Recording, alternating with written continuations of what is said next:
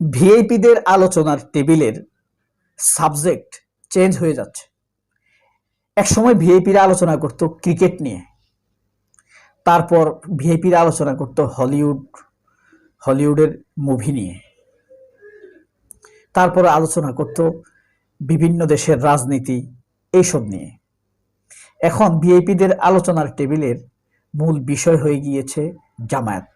জামায়াত ইসলামী ভিআইপিদের আলোচনার টেবিলে ক্রমেই পৌঁছে যাচ্ছে, তাদেরকে দমানো যাচ্ছে না।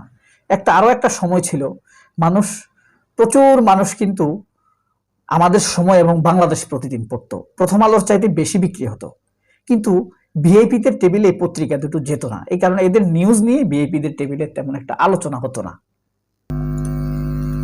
এই আলোচনাটা শোনার অনুরোধ করছি। আরেকটি এক্সাম্পল দিয়ে মূল আলোচনায় যাব। আমরা কিভাবে মানুষের ধারণা বদলাচ্ছে সেটি নিয়ে আলোচনা করব। বাংলাদেশে একজন লেখক আছে না, কাশেম বিন আবু বকর। আপনার বিশ্বাস হয় কাশেম বিন আবু বকরের বই এই বাংলাদেশে 7 বছর পর পর বেস্ট সেলের তালিকায় ছিল? এটা আমরা জানি না কেন? এটা কোনো পত্র পত্রিকায়, বাংলাদেশের তথাকথিত ভারতপন্থী মিডিয়ায় আলোচনা হতো না। অথচ এই কাশেম বিন আবু বকরকে নিয়ে Daily Mail, Washington Post, New York Times, Fox, America, ব্রিটেনের ডেইলি মেল, মর্নিং সান 40টির উপরে নিউজ হয়েছে। এত বেশি বিক্রি হইতো তার বই। ইসলামিক তরুণদের মধ্যে এখনো প্রচুর বিক্রি হয়, কিন্তু বাংলাদেশে তাকে নিয়ে আলোচনা তো থাক, বিদেশি মিডিয়ায় যে তাকে নিয়ে নিউজ হয়েছে, বাংলাদেশের মিডিয়া এই আলোচনাটা করে নাই। যাই হোক, ঢাকা বিশ্ববিদ্যালয়ের ডেভেলপমেন্ট স্টাডিজ বিভাগের অধ্যাপক প্রফেসর ডক্টর শান, তিনি 2025 সালের ফেব্রুয়ারি মাসে, তখন আমি আমার মেয়েকে নিয়ে ঢাকা মেডিকেলে একটি গবেষণা রিপোর্ট প্রকাশ করেছিল ব্র্যাকে। তিনি বলেছেন যে মাঠ পর্যায়ে ঘুরে ফিরে দেখা গেছে জামায়াতের সমর্থন 15-এর বেশি হবে না। আগে ছিল 8 থেকে 11, এখন বেড়ে সেটা 15 হইতে পারে। এটা নিয়ে প্রচুর প্রতিবাদ হয়েছে। তার নিউজটা গবেষণা ভুয়া, পয়সা খেয়ে গবেষণা করছে। আসলে পয়সা খাইছে, এটা সত্য, সে সঠিক জায়গায় যেতে পারে নাই। গতকাল সে একটা নিউজ বক্তৃতায় বলছে 2025 সালে তিনি যে জামায়াতের ভোট নিয়ে যে গবেষণা করেছেন 15% পেতে পারে, সেটা ভুল ছিল। প্র্যাগমেটিক রিসার্চ করে সরেজমিন ঘুরে দেখা যাচ্ছে জামায়াতের ভোট 30-এর উপরে। যদি প্রতিদ্বন্দ্বীরা জায়গা মতো যেতে না পারে, তাহলে আগামী নির্বাচনে সত্যিকার অর্থে একটি বিরাট চমক অপেক্ষা করছে। অর্থাৎ জামায়াত 30-এর, সে কিন্তু পুরা বাম, সিপিবি, প্রথম আলোর দালাল, ব্রাকের ইউনিভার্সিটি, ব্রাকের টিচার, বুঝলেন না? এখন জামায়াতের নির্বাচনী অগ্রগতি তার চেয়ে অনেক বেশি, 30%-এ পৌঁছে গেছে। কথা হলো, এই যে ভিআইপিদের টেবিলে এখন জামায়াতকে নিয়ে গবেষণা করবে, এটাই তাদের আলোচনার বিষয় ছিল না। কারণ তাকে টাকা দেয়া হইতো নারীদেরকে ঘরে বাইরে আনার জন্য, বোরকার বিরোধিতা করার জন্য, ইসলামের বিরোধিতা করার জন্য তাদেরকে টাকা দেয়া হতো। তারা লামসাম গবেষণা করত। এখন দেখা যাচ্ছে তাদের টাকা প্রপার ইউজ হচ্ছে না। যারা টাকা দিচ্ছে, ডোনার, তারা বলতেছে তুমি, তোমার গবেষণা সঠিক না। এটা অন্তরালে কিন্তু তার দুর্নীতি বেরোয় গেছে। জাতীয় পর্যায়ে তারা সংস্কার ভিত্তিক কথাবার্তা বড় বিনিয়োগ করছে, ফলে বিএনপির মনোযোগ সেদিকে সরে গেছে। অর্থাৎ জামায়াত ইসলাম কি করতেছে জানেন? জাতীয় পর্যায়ে কি সংস্কার হবে, জুলাইকে কিভাবে রক্ষা করতে হবে, বিএনপিও সেটা নিয়ে আলোচনা শুরু করছে। এদিকে জামাত মানুষকে নিয়ে কাজ করা শুরু করে দিয়েছে।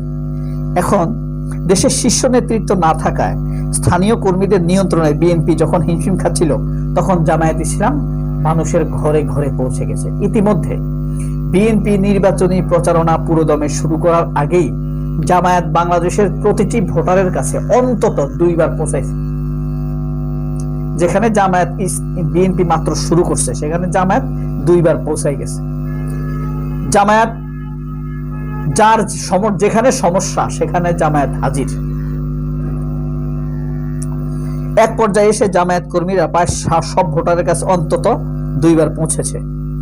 বিশেষ করে তারা নারীদের কাছে পৌঁছতে পরিচিত তালিম গ্রুপকে কাজে লাগিয়েছে।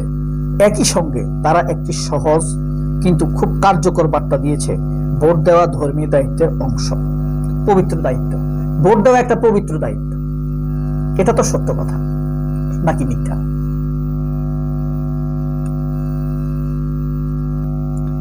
বিএনপির আসল শক্তি গ্রামে,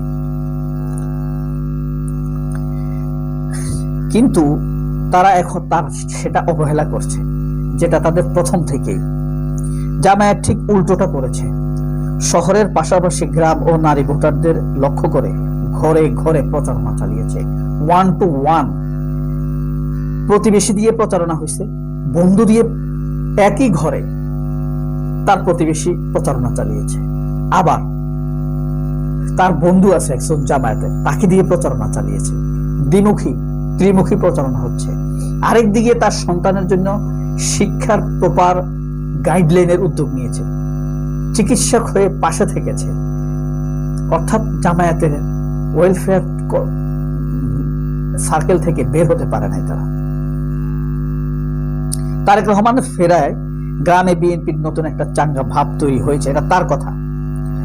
সেই সুযোগ কাজে লাগাচ্ছে না তারা, বরং শহরের দিকে অতিরিক্ত মনোযোগ দিচ্ছে, যেখানে ভোটাররা আগেই মোটামুটি ভাবে স্থির হয়ে আছে। কারণ এখানে তাদের চোখের সামনে ঘটে অনেক ঘটনা। এটা শহর, মানুষের মুখোশ এরা চিনে। সকালে এক কাজ করে, দুপুরে আরেক কাজ করে, রাতে অন্য কথা বলে। বিএনপি যদি দ্রুত গ্রামে বিশেষ করে নারীদের কাছে সংগঠিতভাবে পৌঁছতে না পারে এবং ব্যক্তি যোগাযোগ প্রচারে না নামে, তাহলে নির্বাচনের ফল তাদের প্রত্যাশার বিপরীত হতে পারে। পাশাপাশি গণভোট নিয়ে সচেতনতা ও প্রচার না থাকায় সেখান থেকেও অপ্রত্যাশিত ফল আসতে পারে। বিএনপি কিন্তু হ্যাঁ ভোট নিয়ে না ভোট নিয়ে সিরিয়াস না, লামসাম ভাবে তারা এটা সারতে চায়।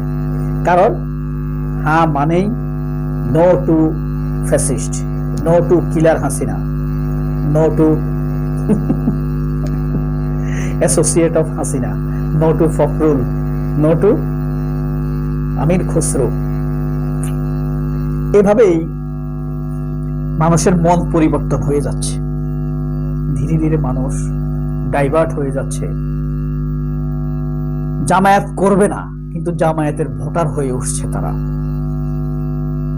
সবাই জামায়াত করবে না, এবার যারা জামায়াতকে ভোট দিবে আগামীতে আবার হয়তো তারা বিএনপিকে দিবে, এমনও হতে পারে, বা এনসিপির দিকে ঢলে যেতে পারে।